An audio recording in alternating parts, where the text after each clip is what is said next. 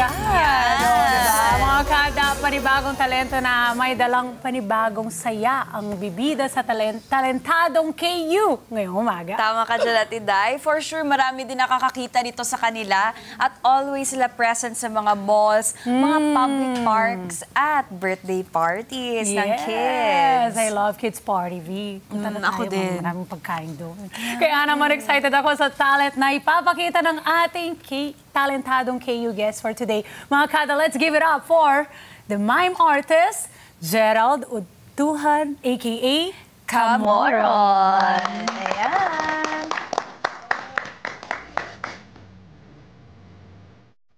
Psychedelic on the dark box.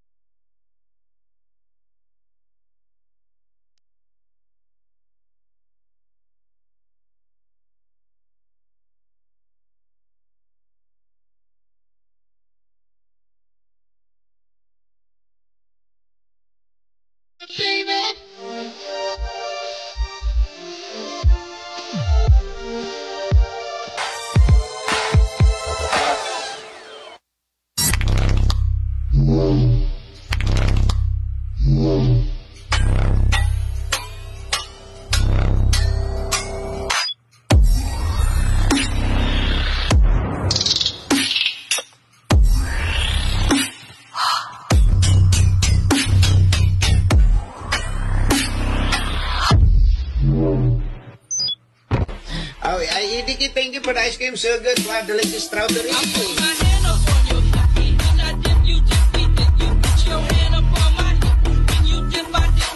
Ice cream yummy. Ice cream good. You don't gotta say anything. We can take our time. What's the rush? You can bring a friend, girl. I don't judge.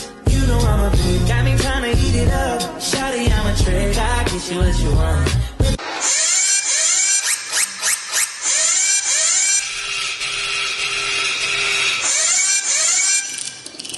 It's alright.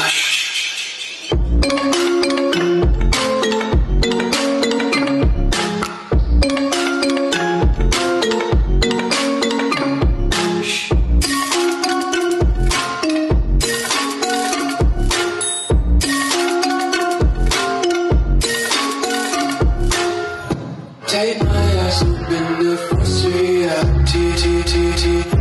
Why can't you just let me eat my way, baby?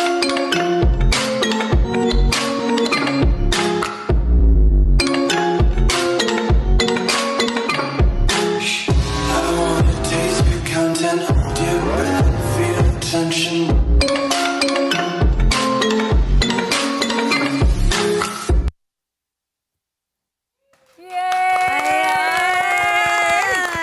Welcome to Kada Umaga. Oo. Parang ano, hala Ate Day, parang Baka na-freeze na tuloy. parang Ayun. natapos na yung ano niya. Kanina sumasayaw pa to. Kailangan Diba pag nasa street tayo, nakikita natin yan siya. Pero hindi naman talaga gumagalaw hanggat meron tayong patit. Wait lang, parang may coins ako dito. Makakaya mag-work yan kung may lalagay natin. Good morning po and welcome to Kada Umaga. Ay, hindi But talaga. he's alive, he's breathing. Oh. Anyway, Ayan. Teka lang, baka Ate may Day, coins parang ka may dyan. coins ako dito. Na Tignan ano? natin. Baka gumalaw or magsalita. Kabado na ako tuloy, live na live tayo, hindi Ayan. gumagalaw. May piso tayo mga kada. Lagot. Ay, ayan na. Oy, Wala. hindi enough yung ating binigay mo. Welcome sa Kada Dagdagan Umaga mo. po. Hello Dagdagan mo po. kaya. Meron Ay, ba? kulang pa. Ay, 100 Oo, okay para na. talagang mag-move siya Coins lang ulit. meron ako eh. Coins lang meron ako dito. Teka Di lang. ba ka may digital wallet ito sa Palawan Express? May last ako na ganyan. piso dito. Gcash. Ayan. May QR code ka dyan? Ayan. May Baka piso pwede pa nating ako bayaran dito, sa QR ha? code. Magsasalita na yan. Oh! Ayan. Hi! Hi, Good morning! Good morning. Oh! Cute! Ang cute ng boses! naman! Pero hindi ko maintindihan. Paano Ay, yun? di ko pala kaya. Wag na, masisira yung show sa akin. Baka pwede naman siya. Pwede ba tayo pumunta dito po, Dito sir? po tayo, forward po tayo. Ayan. Gumagalaw. Ay, Pero teka ganun lang. talaga ang boses niya. Parang gusto ko pa ng try pa natin ng another piso, Ate Dai. Kasi Sige. baka magsasalita na talaga siya. Sige, try natin. Ayan. Magsalita ka po, ha? Sana magsalita talaga. Ayan. Sige Hulog. po, para Ayan. mag-interview ka namin. Hello po. Ayan! Ayan na! Yun pala eh. Kailangan pala ng 3 piso. Kabado po ako doon, sir. Hello Gusto kita po. i-help, pero baka mamaya maging gold din ako. Ang mahal naman tanggalin ng gold mo dyan. Dito Oo. naman po tayo, sir. Ayan. Welcome to Kada Umaga. Welcome. Good morning. Okay, Ayan. kamusta? Bakit po ba Kamoron yung pinapatawag po sa Yun ma'am, nag-start po kasi ako ng business ng moron. Yes. So pinanindigan ko na po yung kamoron sa lahat ng ginagawa ko po. Yun na po kamoron. Kung mag-human statue ako, kamoron. Kasi nakilala po ko as kamoron. At nagsimula po kayo sa Leyte ba? Opo. Yung, Taga doon po kayo? opo, sa MacArthur Leyte. MacArthur Leyte! Uy, taga doon si Joy. Yung kasama ko lagi. Best friend ko yan, assistant Waray. ko, lahat-lahat. Waray siya. Yung Waray siya. sa Leyte ba? Bisaya din ba? MacArthur din. halo po, ma'am. Pero Waray talaga. How do you say good morning sa Waray dito sa ating mga kada? Maupay na aga, haiyo nga tanan. MacArthur Leyte ang bugos nga Pilipinas. Oh, mayong buntag po! Sa inyo at sa inyong tanan. Ito po, pag-usapan naman natin ang iyong talent. Thank you for showing up here sa Kada Umaga. Oo nga. Ito, Galing niya kanina, From Ate Dai. Leyte, yung journey mo, nakapunta ka na sa Manila, sa Parañaque naman po kayo nakabase. Tama po ba Opo, ako? Ikwento mo sa amin, how was your journey from all the way from Leyte dito Leyte. sa atin? Ayun ma'am, dahil pabalik-balik pa ako dito sa Maynila, nagtatrabaho, matagal na po akong sumasayaw. Kaya praise God dahil naramdaman ko yung calling na binigay ni Lord na dito niya ako nilalagay as yung video. Ayun. Kasi nakita ko po kasi yung saya ng mga tao tuwing nakikita ko sila na masaya sila kapag nakikita nila yung mga, parang natatanggal yung mga stress nila, Yes mga kabataan, yun po. Wow. Ang galing, ayan. galing. Ito ang pagiging mime artist ba? Opo. Paano mo ito natutunan at gano'ng katagal to ginawa or pinagpracticean? Mga sa akin ma'am, dahil may background na rin akong dancer, so sa pagmimi artist, 2 years. 2 years. So it takes around 2 years for you to perfect Opo. yung Sumasayaw ka na ba talaga? Opo. Ayun. At gaano ka-hectic po ba yung ganitong schedule nyo ba? Araw-araw po ba kayong gumagawa ng mime? Paano Minsan ba? po pag pagod po talaga, nagpapahinga po ako, tapos another day go na naman kasi doon lang po ako kumukuha ng panggastos, pang araw-araw. Tapos yung sobra nun, naipon ko, pinapadala ko sa family ko sa Leyte. Nagpo-full time ka ba as a Opo, mime sa ngayon ma'am, artist? full time na po na talaga ako. Dito. Gaano po ba challenging ba? Is it mahirap po ba? Mahirap ma'am kasi hindi naman lahat talaga gusto kaming mga human art statue. Meron talagang may tao talaga na pero ilan lang bilang lang sila na ayaw sa amin. Pero tuloy lang hangga't maraming kaming napapasayang mga tao, go lang kami kasi nakikita namin yung marami talagang tao ang napapasaya namin. Medyo na ako kasi talagang yun po ang nakikita ko Yan po. yung fulfillment po. Ayun Kaya parang pwede ba isa-sample na yung scenario? Halimbawa, nasa street tayo ngayon, tapos merong mga dumadaan dyan na... Kasi minsan po, like may mga masungit, di ba? Yung mga hinahari sila. Yung iba naman, medyo walking like going to the mall. Normal And then, lang. na-enjoy ka nila, di Pag ba? ganun po, ma'am, hindi lang kami gumagalaw. Pero kung mayroon talaga, kahit nakasimangot po sila, ma'am, ini-entertain pa rin po namin sila. Ayun po. Ay, gusto ko din malaman to kasi as a mime artist, bawal kang gumalaw, di ba? Oo Paano nga. kung may mga kati-kati sa likod or paano mo yan? Ayun, Anong ma'am. magagawa mo doon? Pag alam namin ganyan, mukhang wala nang dumadaan. Pati po yung pagkati, kailangan na parang Yes. robotic din yung Yes, ma'am. Yes, dating. ma'am. Wait, meron akong malalang tanong. Pagka kasi mamaya, kasi sabi po yung mga Masintabi kumakain. po. Paano pag kailangan po kayo umutot? Hindi halata. Mas lalong hindi halata. Paano yun? Kasi wala naman tao. Oh. Free. Free. Oo. Ganon. Ganun lang. Tapos i-joke mo lang yun? Opo.